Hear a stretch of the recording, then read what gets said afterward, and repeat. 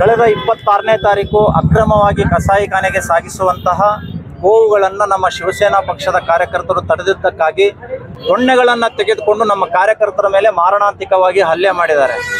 ದುರಂತ ಅಂದರೆ ಪೊಲೀಸರು ಬರೋದಕ್ಕಿಂತ ಮುಂಚೆನೇ ಲಾರಿಯನ್ನ ಅಲ್ಲಿಂದ ತೆಗೆದುಕೊಂಡು ಕಸಾಯಿಖಾನೆಗೆ ತೆಗೆದುಕೊಂಡು ಹೋಗಿದ್ದಾರೆ.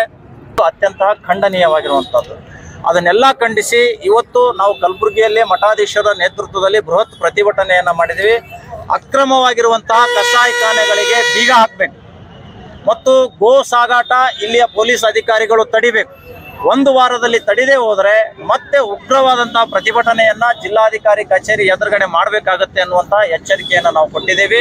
ಪ್ರತಿ ಹಂತದಲ್ಲಿಯೂ ಕೂಡ ಹಿಂದೂ ಕಾರ್ಯಕರ್ತರ ಮೇಲೆ ಗೋ ಕಟುಕರಿಂದ ಗೋ ಹತ್ಯೆ ಮಾಡುವವರಿಂದ ಹಲ್ಲೆ ಆಗ್ತಾ ಇದೆ.